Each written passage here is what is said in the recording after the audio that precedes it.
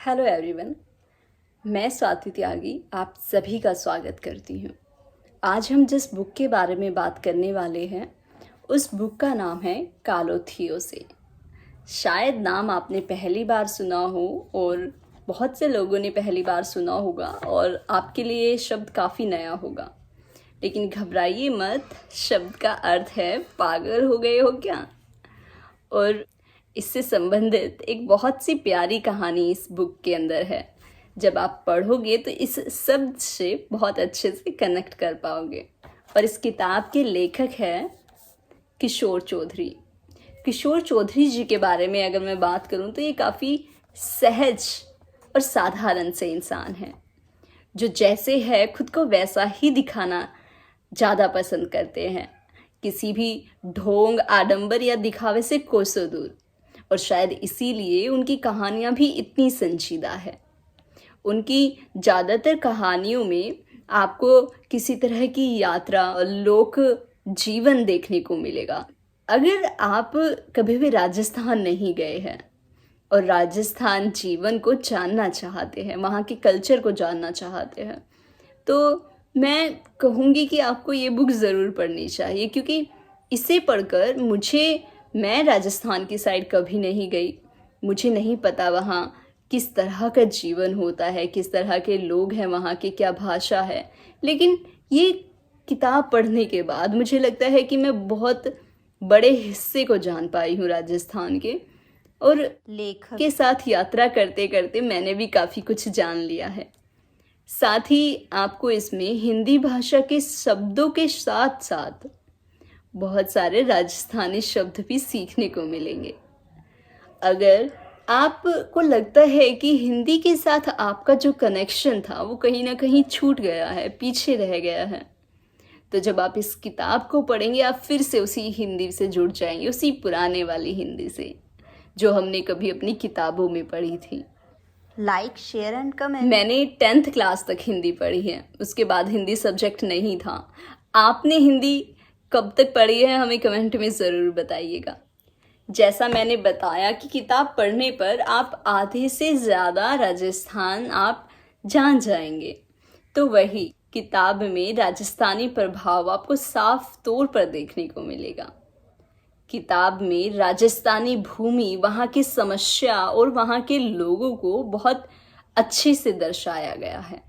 राजस्थान में जन्मे लेखक का रेत से बहुत ही गहरा नाता है, इतना गहरा कि जहाँ पर लोग रेत को एक समस्या की तरह देखते हैं, उनके लिए वो एक बहुत बड़ी मुसीबत है, लेकिन लेखक के लिए वो रेत समस्या ना होकर एक प्यारी सी याद है, जो उन्हें उस ग्रामीण इलाके में घिर कर ले जाती है जहाँ से वो आए हैं, उन्हीं रेत की यादों के बीच। और लेखक ने इस रेत को सुख का एहसास कहा है।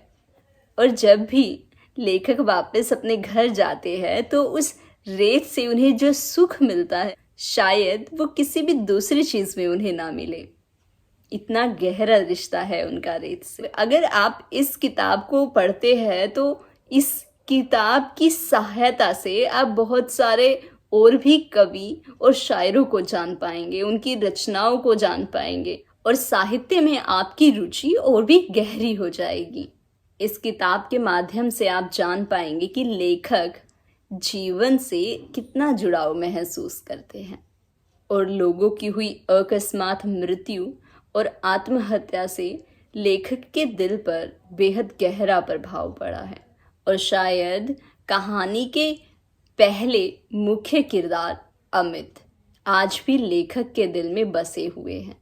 इस कहानी में लेखक की बहुत सारी कुछ यादें हैं, बहुत सारे जीवन से जुड़ी हुई कहानियाँ, संस्मरण आपको पढ़ने को मिलेंगे। ऐसी कहानियों का भी जिक्र किया है जो हम सभी के साथ घटी हुई कुछ घटनाएं हैं। जैसे कि आपको याद ही होगा कुछ समय पहले एक बहुत बड़ी अफवाह पूरे देश में उड़ी थी और वो अफवाह थी औरतों की चोटी काटने वाली बात पर।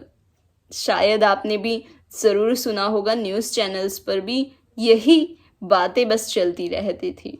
उस टाइम लोग काफ़ी डर गए थे क्योंकि सिर्फ चोटी काटना ही बहुत नहीं था, ऐसा माना जाता था, ऐसी अफवाह थी उस वक्त पर कि जिसकी चोटी कटती है वो 3 दिन के बाद मर भी जाता है। और उन समय में जो लेखक ने महसूस किया, जो लेखक के साथ घटित हुआ, उनके आसपास जो घटित हुआ, लेखक ने उसको हमारे साथ साझा किया है। साथ ही सिर्फ उन अफवाहों को हवा न देकर लेखक ने उसके पीछे का साइंटिफिक पहलू भी हम सबके सामने रखा है कि आखिर ऐसा क्यों हुआ था और ऐसा क्यों होता है।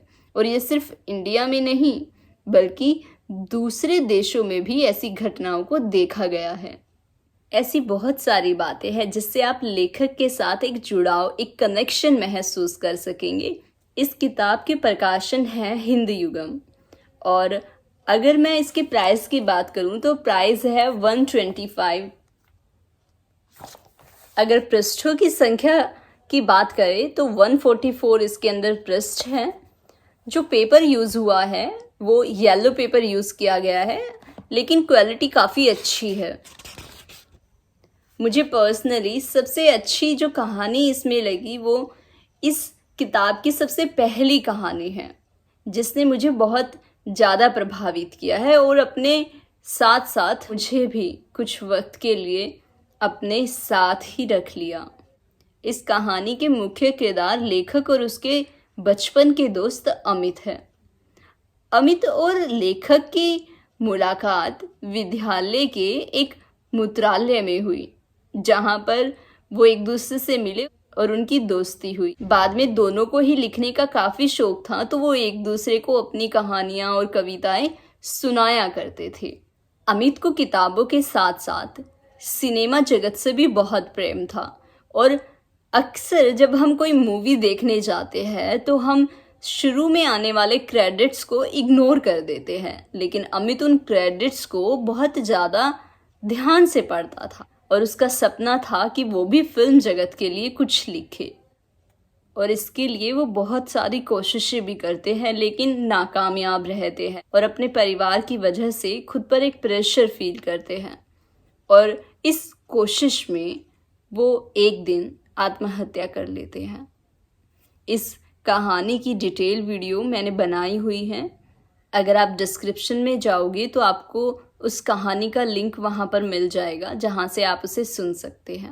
अगर आप किताब पढ़ने के शौकीन हैं तो आप ज़रूर से किशोर जी की इस किताब को ज़रूर पढ़िएगा। और अगर आप बाय करते हैं तो मुझे और लेखक को ज़रूर टैग कीजिएगा और बताइएगा कि आपका अनुभव इस किताब को पढ़ने के बाद कैसा रहा। Thank you so much. अपना कीमती वक्त हमें देने के लिए आपका बहुत बहुत शुक्रिया।